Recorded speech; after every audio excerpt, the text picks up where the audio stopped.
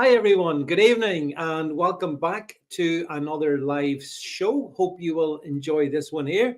We've got really interesting conversation coming up. I mean, one of the really good things is that there's just so much stuff happening, happening. It's, in the space of the last couple of hours, we've had someone from the Labour government had to their anti-corruption minister had to resign over corruption allegations, etc., etc. So it's wild out there. You see the lots of activity over in the States, if you've seen it, in terms of what's happening in the Capitol in terms of all Donald Trump's picks. Some interesting exchanges going on over there. So we're going to chat about, I think, matters British mostly tonight, but stick with me. And hi, by the way, Matt, all the way from New Zealand. Good to see you there. And we are putting this one out, first one of the year, I think, to YouTube, Facebook.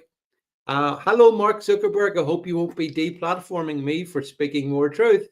And all the usual spots on X, on Getter, and on Rumble. So wherever you're watching us, thanks very much for being here. And I want to thank all of you, by the way, who have joined up in my Substack in recent times.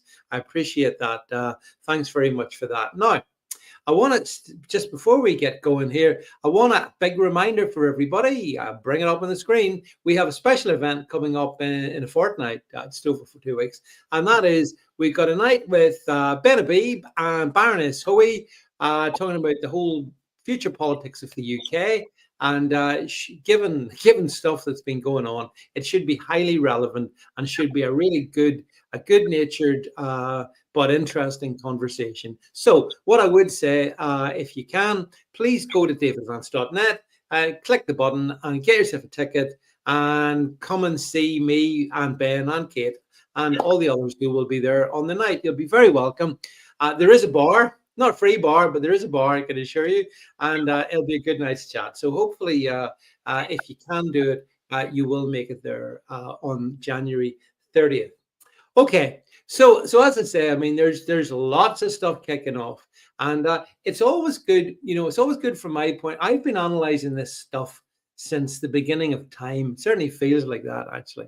A long time I've been doing this, and I always love it when I see new voices who come along who are forthright and tell it like it is, and do a lot of hard work in getting stuff out to you guys. I love that. Basically, I guess I'm the old guard now. Didn't used to be, but I am the old guard. It's nice to welcome the new guard following in behind me. And that's really who our guest tonight is. He's a chap called Mark Heath. And without further ado, let's bring Mark into the studio. Hi, Mark. Hi, how are you? Yeah, I'm good. I'm good. Very pleased to see you, Mark. And thank you very much for giving us your time this evening. And I hope, by the way, everybody, you will follow Mark. He's over on X at you see his X handle over there. Are you on other platforms as well? Where can we find you? Just X. That's enough for the minute. yeah. Trust me. Yeah. It's and here he is, very a lovely Twitter image there, and actually, I was saying just before we came live, Mark, I do love your summary of where you stand is brilliant. It's really good, and if we can bring it up, if we can bring it up, let people see. Hopefully, you can see it, folks, on the screen there, and you see Mark. He's Christian, Reform voter, patriotic Englishman. He identifies as anti-woke, hetero, doesn't like radical Islam, despises lefties, likes Donald Trump, far right, allegedly. Who isn't? Everyone, Mark is. And doesn't like Karen. So, Mark, let's kick off. So, just to start with, so that's in your bio. You've got that up on Twitter. Tell us a little bit before we get into the sort of the meat of the conversation. Tell us a little bit about your background and who you are and how you've got into doing this stuff. Just give us that background. So, I've got into this by accident, really, and it's simply because I'm of the fame of took on the establishment and won, and that's where I've managed to get this platform from. So those that don't know, I was arrested at time of Southport, jailed, and then went through a big trial in Loughborough and come out the other side of it. I went not guilty all the way through. All the way through proceedings, whereas a lot of people haven't. It got took to trial. I had my trial, and I won, and I was obviously out. Since that happened, I mean, my following on here has gone from very minimal to actually quite a large platform. So it just goes to show how strongly people feel about that, for one thing, about freedom of speech, about what happened around Southport. So that's essentially why I'm on the platform that I am. That's the only reason I am what I am, because I'm quite I'm not very. Go on, sorry, was you say something? Yeah, well, so tell us, Mark. So what happened that you were arrested in the first place? What was their allegation against you? It was all posts on X. So they were along the lines of very, very anti-Labour, very anti illegal immigration, very anti-radical Muslims, and I was just posting a lot around the time of Southport, as many people were. I got took along by with the live from the Channel 3 thing, so I posted on that. But when I went to trial, they had 100+ posts of mine that they were trying to paint a picture of me being a certain somebody. And when they arrested me and they took me into the police station, they basically arrested me for inciting in violence, which was never my intention, was never the goal. It was just me having a lot to say on what was going on at that time. And I think that's where they slipped up, really, because would I have gone not guilty if they hadn't charged me with what they charged me with? If they'd charged me for being, putting some to the bone posts out there, I may well have gone guilty, but they didn't. They charged me with intending to incite violence, essentially, which I knew wasn't the case. So that's why I went not guilty from the get-go. So yeah, it was a difficult year last year. It really was. I mean, it took a lot out of me, took a lot out of my family.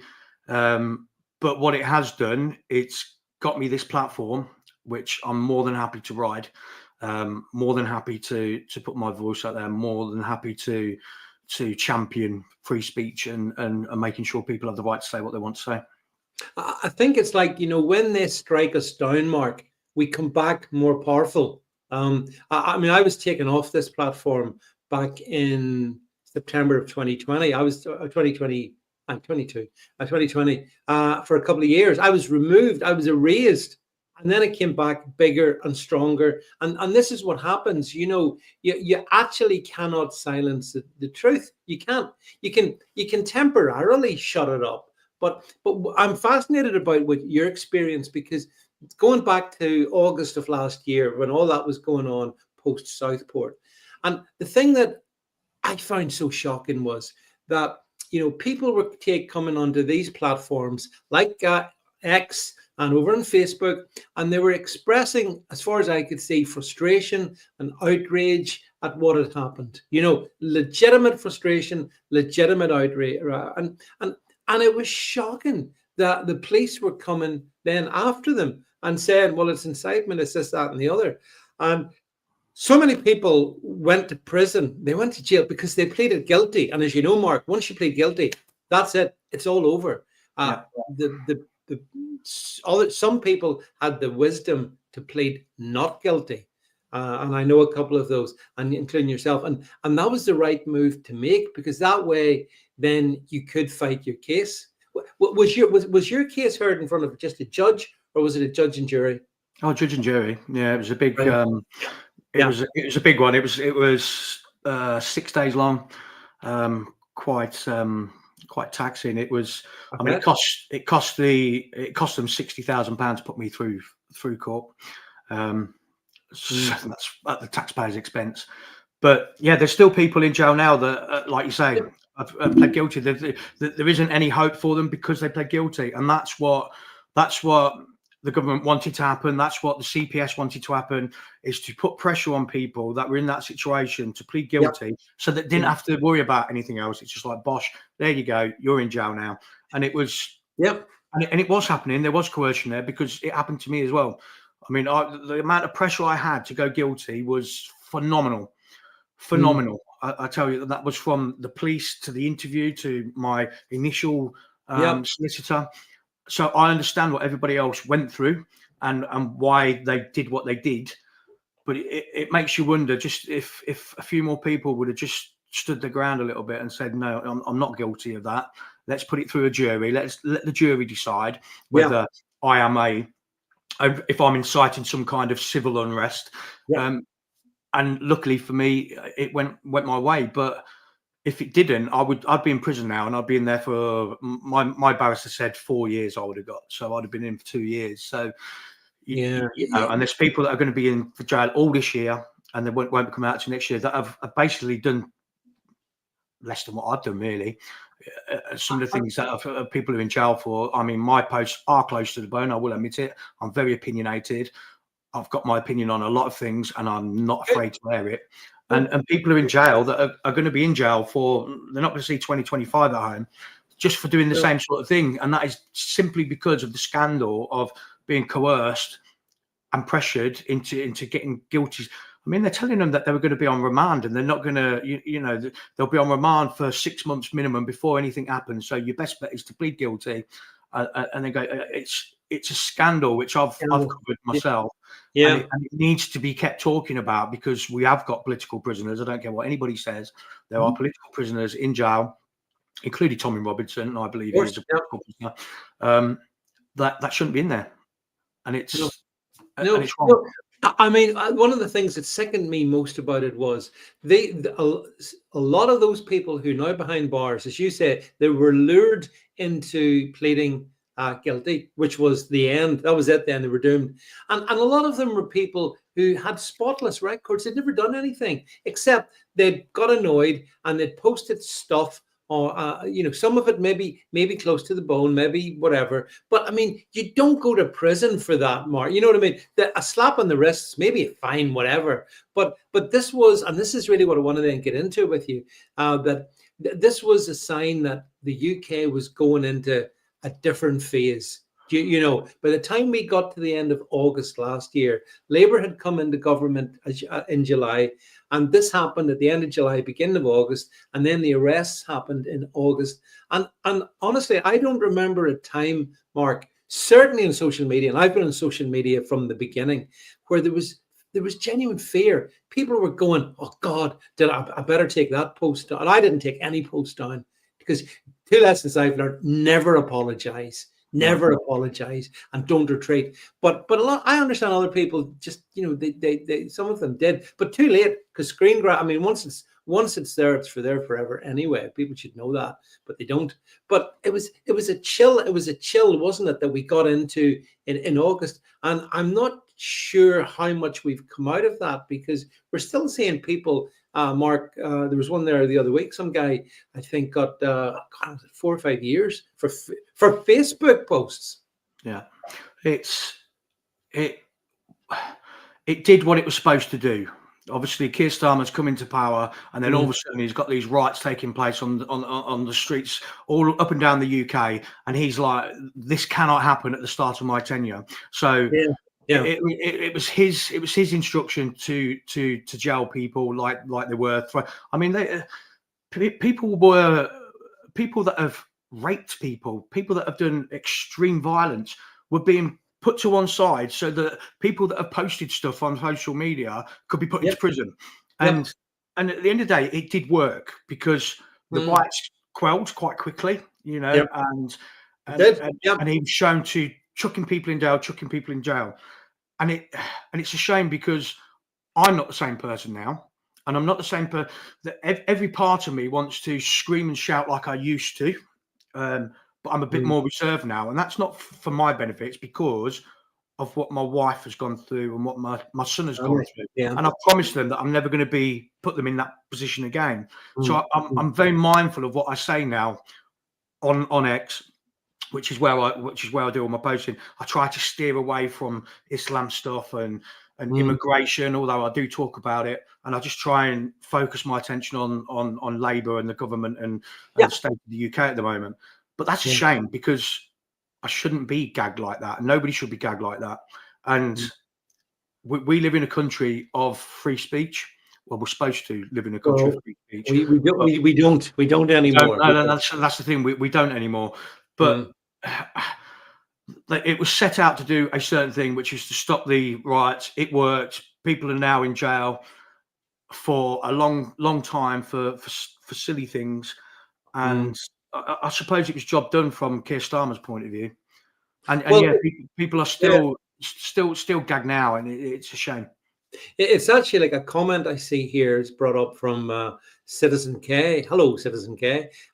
We are policing our own speech, and she's absolutely right. We are, and even I'm conscious of that as well, because the thing is, if you fly too close to the sun, you will get burnt. So you have to. The way I try to do it, Mark, is I try to do it with an element of humor, so that it's not totally full on, because. Essentially, at this point, I think so many of us are being watched. They just want you to give them a hostage to fortune, and no hostages to fortune will there be given. Although they can always invent that if they want, I suppose. But listen, so it's been so that was a shocking experience you were through, Mark, and not many people have gone through what you've gone through. So you're to be commended for sticking in the battle, as it were, because. Some people at that point would say, "I'm out. I'm done. I'm cooked." But you're not cooked. You're ready. You're ready to keep going. Now, on the politics of things, I wanted to get into this with you, because we got a Labour government in. We had a Conservative Party that was spectacularly useless and had been useless for a long time, in my opinion, anyway. And then it all kind of went south in the aftermath of those. Protests in August, and it's kept going south. And even as we're talking tonight on January the 14th, we've got, can't make this stuff up, the Labour's anti-corruption minister, Tulip Siddiqui. She's resigned from government because she's facing, unfortunately, allegations of corruption. What do you make of that one, Mark? You can't make it up, can you? You can't. Honest to God, you can't. I mean, I chuckled when I saw it. I'm sure many people that have seen it are the same. But this is who we've got in charge. I mean, when he came into power, we're going to clean up politics. There's going to be, everything's going to be transparent. There's going to be none of this like what we've had before the past 14 years with the sleazy Conservatives. And boy, oh boy, the first 6 months of their tenure, it's probably been, it's the worst that I've ever known. I've ever known. But you're right. I mean, I put out I think a podcast on this earlier today. It's like if we could go back in time to beginning of July 2024, it was a strange moment, Mark. People were sick of the Tories. They completely were, and I get that, and I was sick of them as well. And people believed the promises that Starmer and the gang were offering, and every promise that they were going to be prudent. We're going to be fiscally responsible. We're not going to tax you. We're going to look after our elderly, or we're going to tackle the cross-channel migration. Just basically none of the above happened, and people seeing through it. And there's an opinion poll today. I don't know if you saw it. It's the first YouGov poll since the election of last summer. And if you saw it, it's fascinating because it's given, if there was an election today, 26% or so would vote Labour. 25% would vote Reform, and then about 22% would vote Conservatives.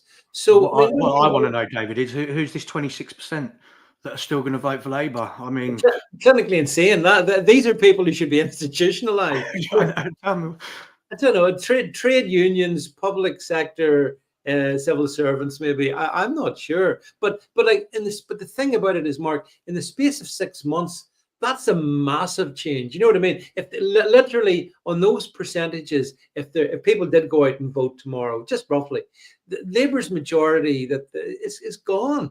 Like they would not have a majority, and that's in 6 months. So, like, what's it going to be like in 12 months? What's it going to be like this time next year? What do you think? The thing that worries me is, I told anybody that would listen that Conservatives were bad, but vote for Labour and it's going to be 10 times worse. Vote for Labour, it will be 10 times worse. And I was telling it to everybody that would listen. I knew what was going to happen. They do the same thing every single time they've governed. They borrow, put the UK in a whole heap of mess, and then people see through them.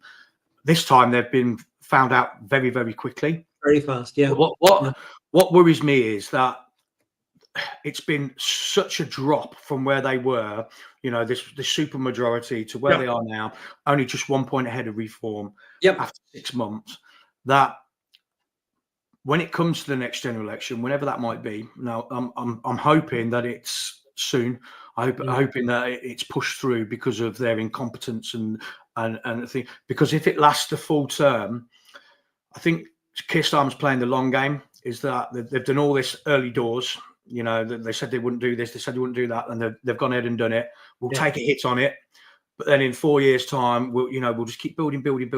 Are people going to be stupid enough to fall for that and still vote for them in 4 years' time? And that's what worries me, is that they've been so bad so early, is that it can only really get better for them, can't it? Surely it can't get any worse. I think it can, but that's the one thing that worries me, is that by the time it comes around again, that they'll be in a position where all the rubbish was beforehand, and they've slowly built back up some kind of public perception of them as being, half decent, and that they get voted in again. And that's the scary thing, because people do forget easily, and I won't. I'm sure you won't, and I'm sure many people who are my followers and your followers won't.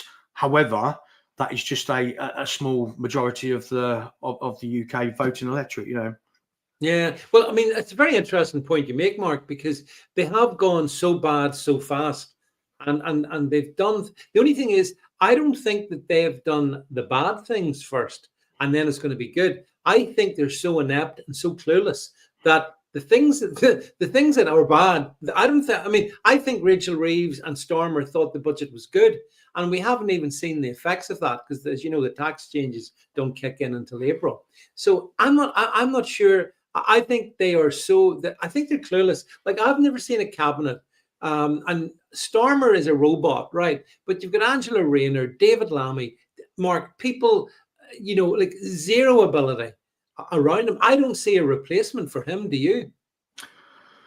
And that's the other scary thing, isn't it? I think that will happen. I think that he will ultimately get ousted by his party. When that happens, I don't know. I think that will happen. But then, you're quite right.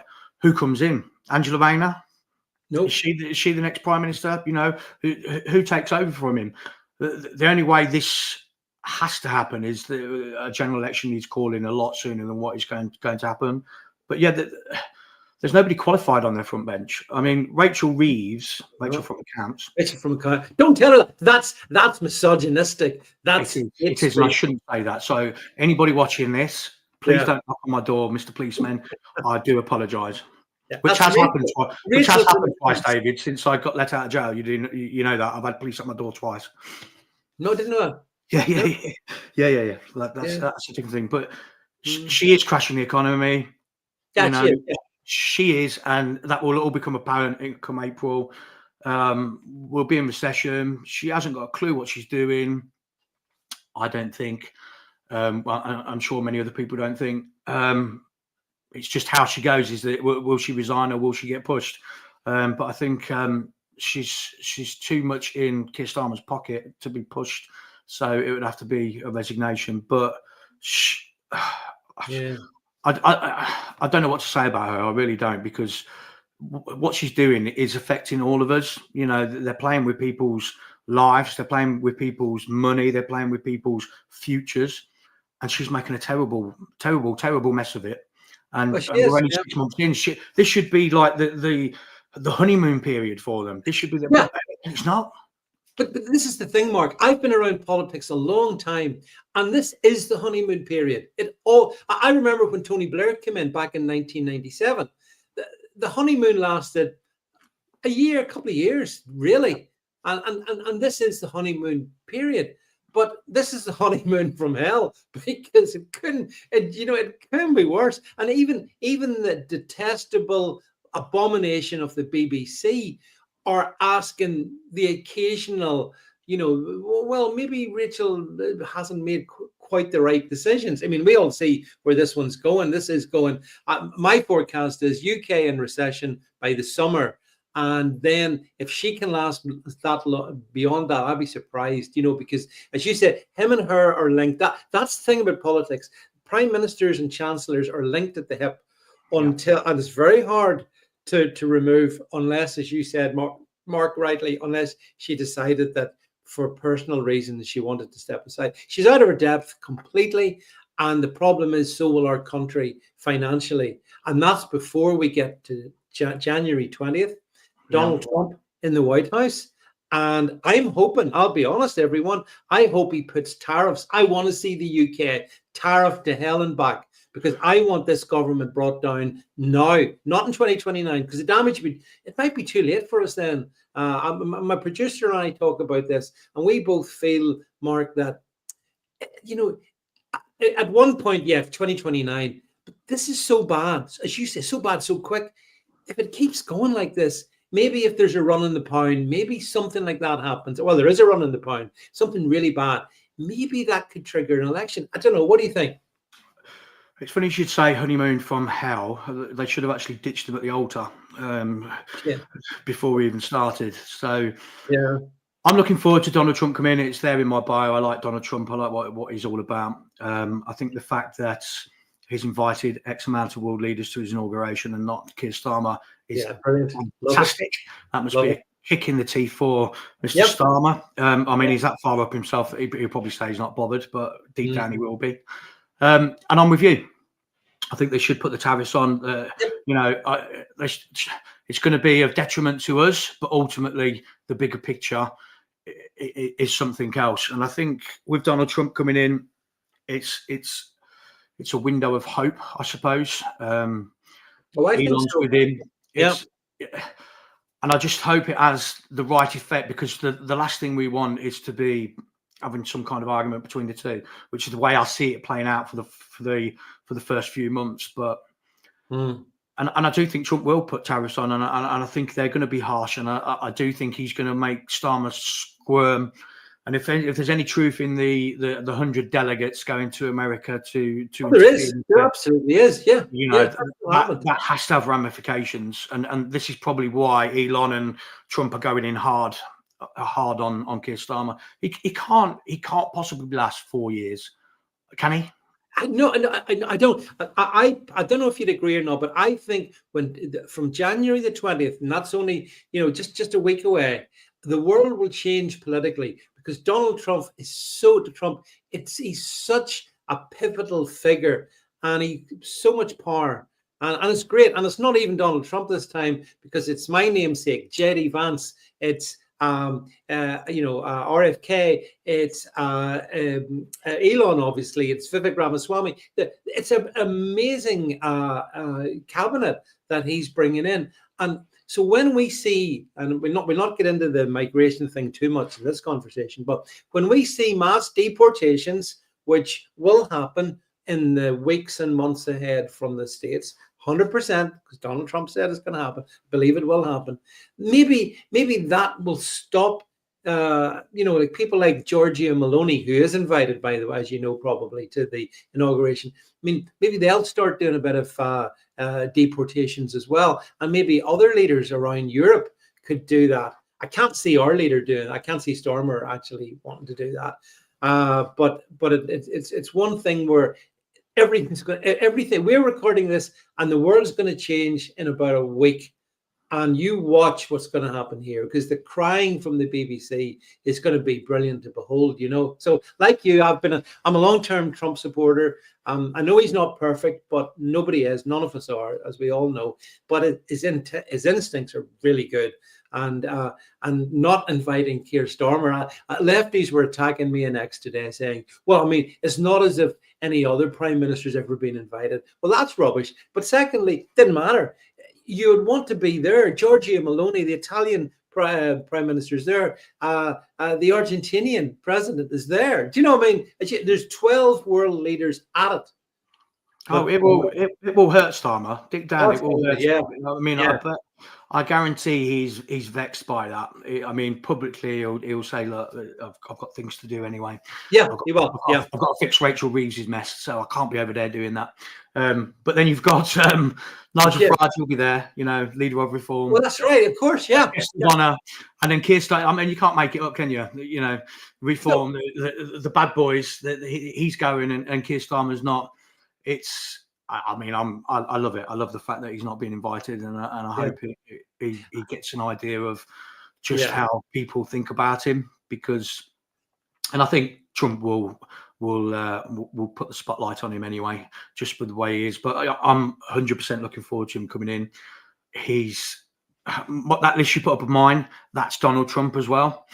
If you have a look at his, he's got, and I like Mark Heath on his. So it's yeah. exactly the same. I'm joking, I'm doing it. But no, I'm looking forward to it. 20th. There's a lot going on the 20th. Let's be honest. There's a lot going on the 20th. Oh, there's a lot going on the 20th. Yeah. You know, is not a what's the word I'm looking for? These things that are happening on the 20th are going on the 20th because of what else is happening on the 20th. You know, you've got the Southport attackers trial on the 20th. Yeah. You've got another trial for a girl called Rachel Halliwell. She's got her daughter's inquest, I think. Yes, I'm familiar with that. Yeah. Yeah. And then you've got Donald Trump's inauguration, all designed for one purpose. There's an only. It's a good day to bury bad news. Mark, and I suspect that that's what it's going to be. But a lot of us, although we'll all be watching the inauguration, we're going to be following all that stuff as well, because there could be explosive content within all of that. We'll wait to see. But yeah, but you know, you're talking about the fact that Nigel Farage is going to be there, which is brilliant. I actually understand my pal Katie Hopkins is going to be there as well. So it's hilarious. Some of the most hated people ever going to be there, and the glorious Prime Minister is not going to be there. But, you know, on the topic of Nigel, so one of the things that we saw in 2024 was the rise of reform, the Reform Party, which came out of the remains of the Brexit Party. And that party has gone from strength to strength, it would be fair to say, Mark, since roundabout when Nigel came in from nowhere and took the leadership in about June, I think roughly around about that, May, June of last year. And Reform, you know, as I say, they're doing really well in the polls everywhere, actually. Interestingly, in I was looking at in Wales, and there's, I think the Welsh have an assembly election in 26. And if that, again, based on the poll figures for what they're worth, Wales is a one-party state. Yes, Jed's sending us a message here. Although I think that ticker slowed down a bit, Jed, in recent times for reasons we maybe talk about. But nonetheless, Wales is a one-party state, and all of a sudden, boom! If this is right, 2026 Reform will be in there as big as you know, Mark, as big as Labour. And similarly in Scotland, they're making inroads, and in England they're making inroads as well. So, I mean, how have you looked at how have you viewed the growth in Reform? The reason why Reform are doing well is because they actually listen to the general public. Top of the general public's wish list is, and I don't care what anybody says, is to stop the boats and to stop illegal immigration and to get our numbers down. Because every single issue that we have in the UK, in my opinion, don't know about you, stems from the numbers. The numbers that are here. We're a small island. We've only been set up for a certain amount. The NHS was set up to deal with X amount of numbers. Our population is through the roof, and that is because of immigration. So that's why our hospitals are failing. That's why you can't get hold of a doctor's appointment. That's why our services have all gone to the dogs, if you like.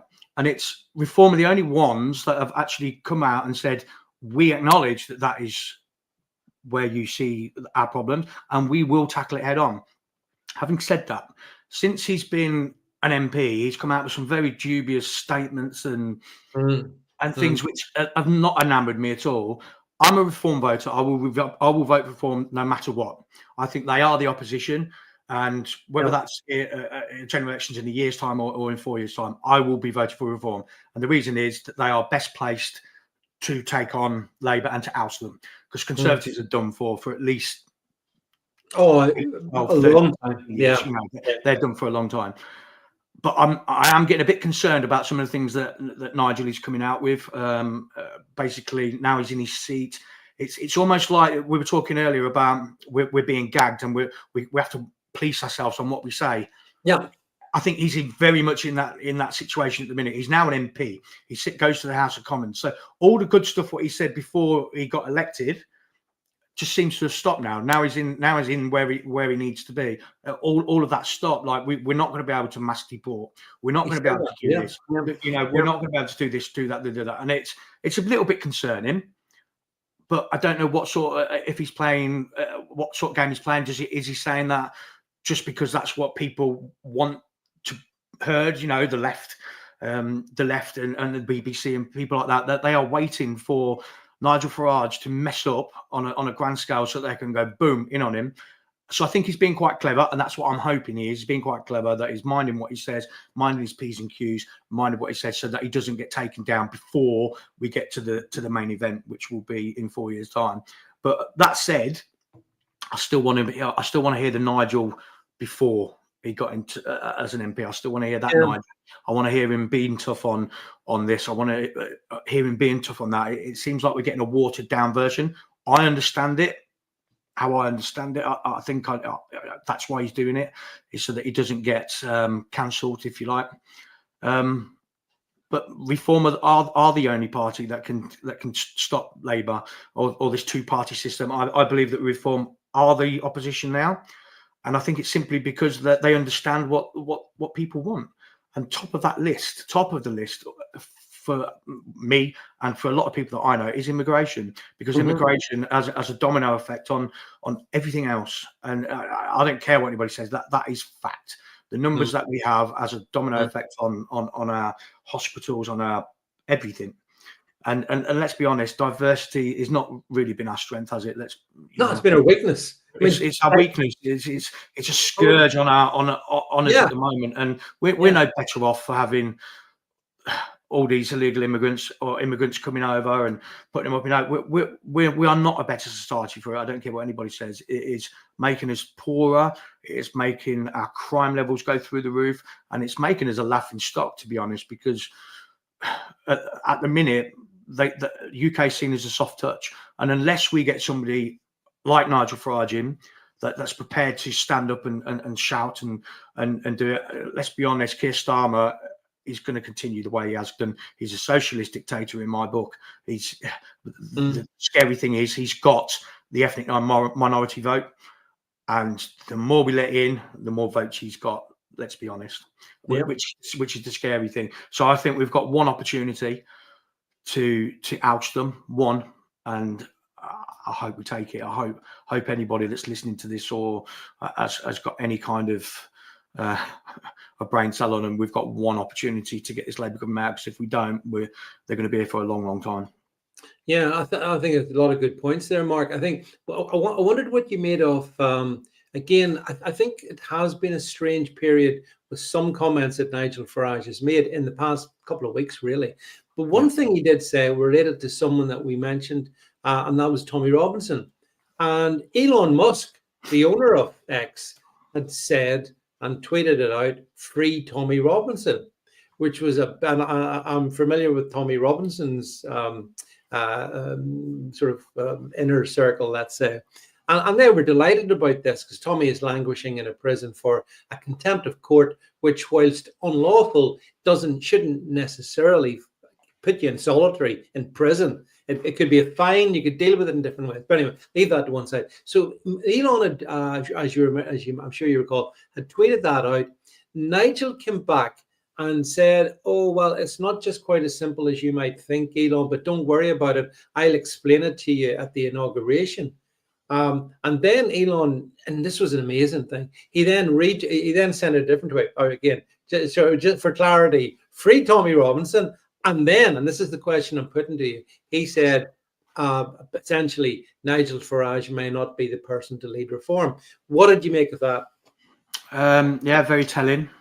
I think Nigel, when it comes to Tommy Robinson, has messed up a little bit, because I've put plenty of posts about Tommy Robinson and about Nigel Farage, and basically saying, look, you can support reform and you can support Tommy Robinson. Yeah. You don't need to keep joining the dots and trying to make it a thing, because Tommy Robinson has got no interest in joining reform, and Nigel has got no interest in welcoming Tommy Robinson. No. They can coexist.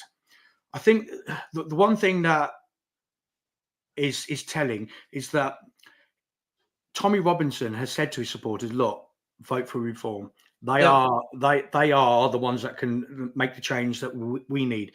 If that wasn't the case, I think Nigel Farage would be making a massive mistake by like you say, he could just come out and say, because he's going to get asked about Tommy Robinson every time a microphone's put in front of him. He's going to, because they know it's dynamite and they know that they can pin something on him. So he's going to get asked it. So he needs to be a bit more careful what he says when he's asked that question as well. He could just say, look, Tommy Robinson supporters, they're more than welcoming, but I have my reasons for not welcoming, and let's just leave it as that. But he doesn't. He goes on the attack and he says he's been done for this, he's been done for that. He's and I think that is wrong to do that, because how many times is he going to do that before? Let's be honest. Reform supporters and Tommy Robinson supporters, most of them are the same. Pretty much the same, yeah. And love him or loathe him, Tommy Robinson, I quite like the guy. I think he's done so much with his undercover work and, grooming gangs, whatever. Yeah. He's got his flaws, same as everybody else. Like we talked about Donald Trump, he's got his flaws. But, I do honestly think he's got the best interests of the British public. And I think Nigel Farage has too. So this constant thing that's going on every time we get, because it's not going to stop. It's not going to stop. They're going to keep asking him about more. And I did a live show last week, and during the live show, we actually played a voice message from Tommy Robinson in prison last Monday night. So it was actually Tommy speaking, as it were, and he was basically, and this was in Tommy responding to Nigel having a go at him, and all he was saying, all Tommy was saying is, look, I don't want to be in reform. I don't want that. Just, don't try not to attack me. I'm in a tough place here at the moment. And I'm sympathetic to that. I think, like you, Mark, there's no reason why reform can't do its own thing. And Tommy Robinson and the people that support him do their own thing. I'm pretty sure that I'd suggest 90% of Tommy Robinson supporters vote reform. Yeah. But they get really pissed off when Nigel says these things, and for a man who's very politically savvy, there's probably few people as savvy as Nigel. I was just surprised, but it's like a weak spot he has, and it's like, you trigger him if you say Tommy Robinson, and I don't think that he's sensible in the way he handles it, like you. But he's not going to get away. I also think that Elon Musk's a super smart guy, and you don't patronize. I would never dare to patronize Elon by saying, Elon, I don't think you quite understand this. I'll explain it to you. That's taking Elon Musk for a mug. And I think that's what annoyed Elon Musk. What do you think about that? Yeah, it was surprising. I mean, I posted and saying, look, is this actually a thing? Only a couple of weeks ago, they were all smiles at Mar-a-Lago. And he's calling for Nigel Farage's head as, incompetent. I thought it was just some kind of PR stunt, to be honest, but it isn't. I think now Nigel Farage has actually done a really good thing, or he's been very stupid. I'm not sure which way I sit on it at the moment. By coming out and defending himself against Elon Musk, does that endear him to different voters? Maybe. But does it alienate him from other voters? Maybe. So it's strange. I don't know where I sit on it, to be honest, because Elon Musk was going to pump money into the Reform Party. It's clear that they have a disagreement on Tommy Robinson.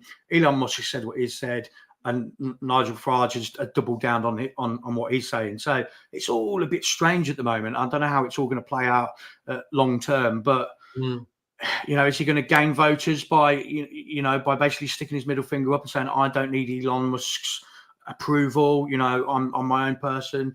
Maybe. but how many is he going to lose by taking that stance as well? It's all a I bit mean, strange.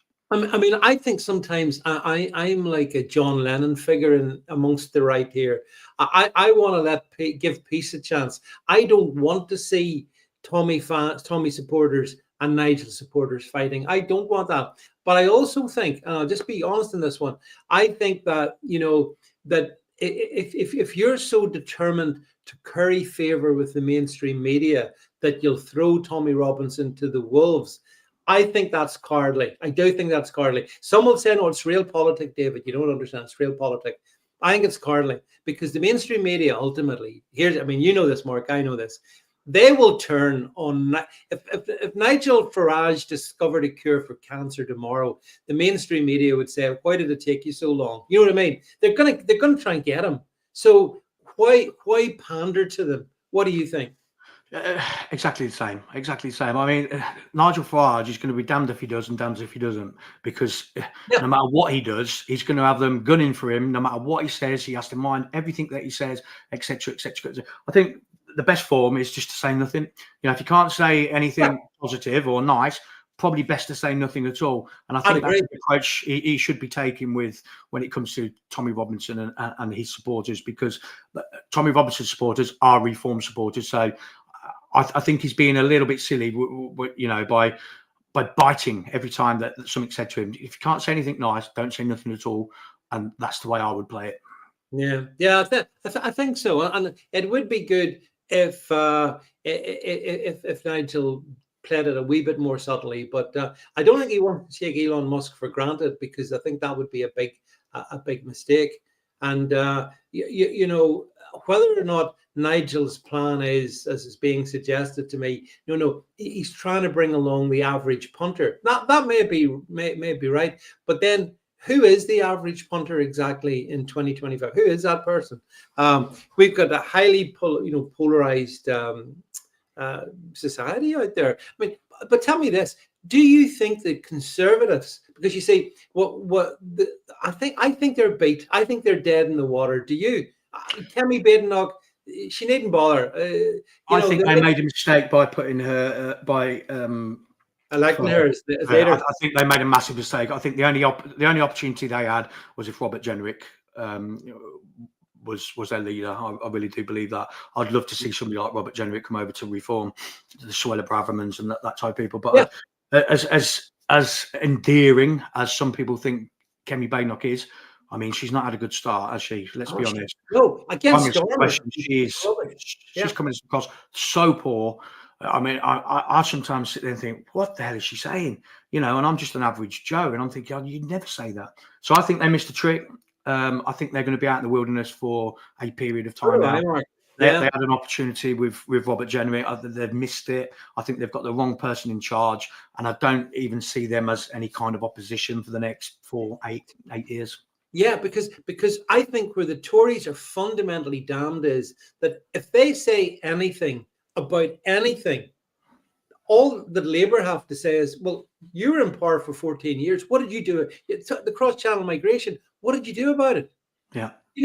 I mean, and it's a really strong counter-argument, because they did nothing about it. And you know it, and I know it, and people watching know it, and we all know it. So I don't see how changing your leader, making it Kemi, is going to solve that. Jenrick is a bit more hardcore on it, but again, I think he's wasted in the Conservative Party. And in a way, I would like to see, and there are some decent people in the Conservative Party, I would like to see them come across into reform. Whether Nigel's ego could take that or not, I'm not so sure. But I mean, one person that I do like who's come across is Dame Andrea Jenkins. And I like Andrea, and okay, she lost her seat, but she's standing to be mayor. In fact, actually mayor of Lincoln, which maybe isn't a million miles away from you, or maybe it is. Not too far. My sense of English geography is really crap. but I mean, I just think the Tories are toast. I think Labour is toast. And so really, we do need to see a revolution, a political revolution in the UK. And I think reform is the best chance of that. But, sorry, go ahead. I was going to say that they're best placed, and that's, you've got UKIP. I quite like Tenkoni of UKIP. I like some of the things he says. I know, Nick. Yeah. But reform are best placed. It's as simple as that. They should be in the position that they're in. They've worked hard to get in the position, and people keep saying, "Oh, they've only got 5 MPs." That was from a standing start. 5 MPs from a standing start, and you just look at how the polls are looking now. 26, 25, like you say, they are in the best position for it to work. Because and that's why I say we've got one chance and one chance only. Because if they don't do it the next time that we go to a vote, I can't see them ever, getting in power in the near future anyway. But I do think they have got a chance based on what we can see. Yeah, I mean, what I think is, Mark, if they do really well in the Welsh Assembly elections in 26 and the Scottish Assembly elections, I think in 27, and if they make real huge impact there, I actually think that sets them up really, really well to take, not just to do really well in 2029, but to actually win the 2029 general election and become the British government. And I'd love to see that. So, those of you who criticize me for criticizing Nigel, I mean, I'm basically taking I have to say, I've got this thing happening, Mark, at the end of January. I've got a show on in London, live political debate like this, but I've got Ben Habib on stage with me, and a lot of his comments I think are quite good. He talks about reform needs reformed. And in some ways, I think he does have some points in that, insofar as, because every political party can be made perfect.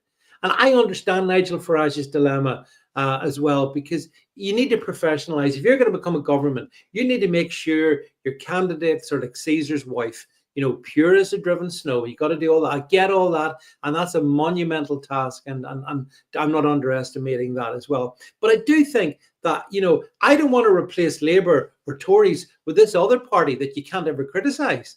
I mean, I get annoyed about that, because we should be allowed. It's healthy in a democracy to criticize. I can criticize Donald Trump about some things. I agree with him 99%, but there's 1% of stuff I mightn't agree. What I mean, do you think it's outrageous to criticize the Reform leadership? Not at all. And I'm a Reform member. I paid my membership, and I am, like I've said earlier, I will vote Reform no matter what, no matter which direction they go in. Do I think he's done something wrong? I said earlier, I think that some of the things he comes out with, and some of the watered down version of Nigel that we get at the minute is not what I want to see. I want to see the Nigel before he got elected as an MP. So. Yeah, of course it's healthy. Of course it's healthy to criticise. That's what free speech. That's what having a democracy is supposed to look like. If I came on to like your show or anybody else or my show or wherever and just sang his praises, that's not me telling the whole truth, is it? Let's be honest, because Nigel Farage is far from being perfect, but. And a lot of people in his party are far from being perfect. With regards to Ben Habib, I think they missed a trick by letting him go. So whatever's happened there between the two of them, I understand what it is. I understand that Ben wants it to be a certain way, and there was a bit of a power struggle there. But by letting somebody of that stature go, I think is not a great move. On Nigel's behalf, because I really like Ben Habib. I think he speaks a lot of sense. However, he has been a little bit childish after leaving Reform on some of the things that he's been saying and the attacks that he's been making on Nigel. But this is the world we live in. If we can't disagree and have decent conversation and have a debate about different things, about different people, then what can we do? Nigel Farage is perfect. I know he's not perfect, but he's in charge of the Reform. And do I think he's the right man to be in charge? Yes, I do, actually. I do think he's the right man to be in charge. Rupert Lowe is an outstanding MP, but Rupert Lowe's best doing what he's doing now is in the background, chomping and asking the questions that Nigel Farage can't ask. So he's doing his job really well. And let's be honest, Nigel Farage is the figurehead. He's got the following. He's got X amount of followers. He's the right man to be leading, and let your Rupert Lowe's and your others do all the work that needs to be done. Because I honestly think that Rupert Lowe is an outstanding MP. Yeah, I mean, I followed Rupert for years, Mark, and he was always really good, and he's done an amazing job on X. and the stuff that he's saying. And it has not escaped my attention that Elon Musk frequently Yeah, he either does. reposts him or comments on him. So Yeah. Rupert Lowe's profile is really high, but does he have that easy charisma of Nigel Farage? No, he doesn't. But one of the things, I mean, I'm not a member of any political party. I'm very independent in that regard, but I can see the good. I can see the good in reform and stuff. But one thing I learned when I was in political parties and held office and stuff, and the one problem that I always felt was the biggest issue in any political party, Mark, it's not your enemies, it's not, the opposing parties, it's the people around you trying to, it's like herding cats basically at times. I find that very, very frustrating because instead of trying to cultivate good arguments and policies and stuff, it was all internecine fighting. So I am sympathetic to what has gone on. It's not as if I'm innocent in these matters, but that's politics. It's which is where I think it's interesting. One of the things you say in your bio, Gov, you have a Christian faith as well that directs you, as have I, and I think probably quite a few people around me, and I think that's very helpful because in my world, Mark, what I see in the political realm, the stuff we talk about, I think it's the physical manifestation of a spiritual level at a high level. Good versus evil. It's that simple, and it manifests itself. So I think having a faith, it's a huge asset and a huge strength. What do you feel yourself? My court case when I got arrested, I had an overwhelming experience to go not guilty, and that was from God, and He's the one that got me through it, and I give my victory to Him, and that I always will. It's funny because my faith, and I know who I am. I don't need to answer to anybody about my faith or what I believe in, or do I practice it, etc. I know my truth. I know my truth. But the first thing that people go to when they want to have a dig at me is, "Oh, you're supposed to be Christian, aren't you? Is that the right Christian thing to do?" It's almost as like you can't be Christian and have a negative opinion of something or someone or a policy or etc. It is the first thing they go to, and I've fed up of answering it, to be honest. But I think if the UK was like it was 20, 30 years ago, where you used to sit on a wooden floor in assembly and sing hymns and say your prayers and things, that's all gone. That's all gone. There's no. We are a Christian country. We still are a Christian country, but for how much longer? I don't know. I don't know. The way things are going, I don't know. Do I think it's important to have faith? Yes, I do. 100% from my point of view. 100%. And you'll see on some posts every now and again, I will always mention God and Jesus and and that kind of thing. So in answer, yes, I think it's vitally important, and that's why I like Donald Trump, because he's a very religious man. He's a Christian, and he knows right from wrong. We're allowing too much of the devil into our everyday lives subliminally. And the devil's doing his work, and we're just not paying attention to it. I agree. Awake to it. I'm sure you're awake to it, but there's many people that aren't. And all of our traditions and our values and our Christian beliefs are all being eradicated for something else, and it's a crime. Shame. I mean, I don't think it's entirely coincidental that when Britain was at its most Christian, we had an empire.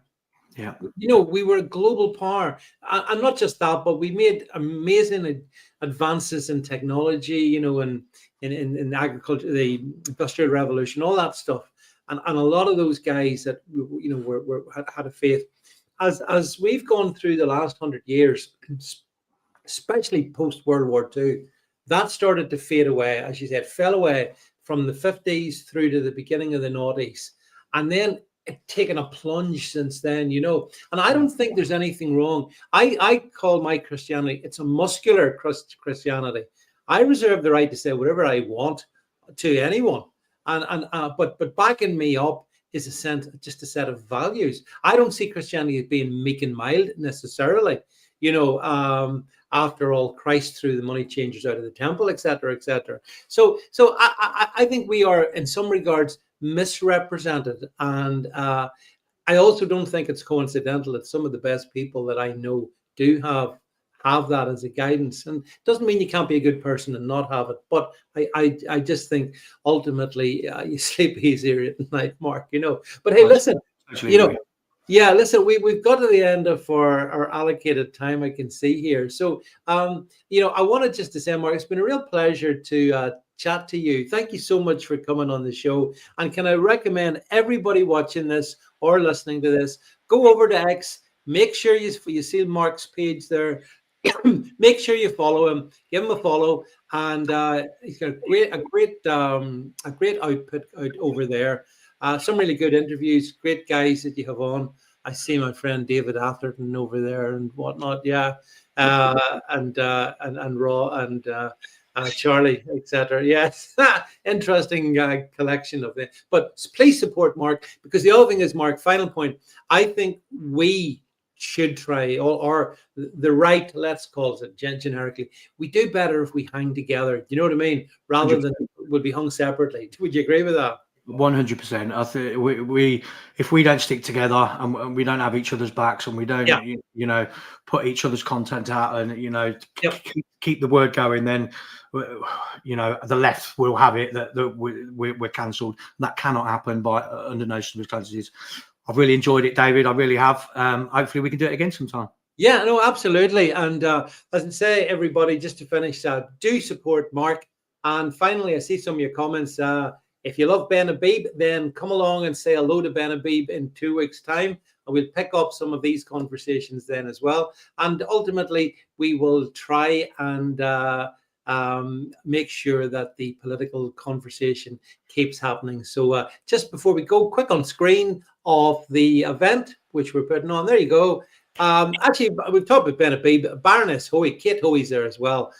She's a great voice, a really, really interesting person. Tickets available at davidvance.net, so do check them out. Please come along if you can.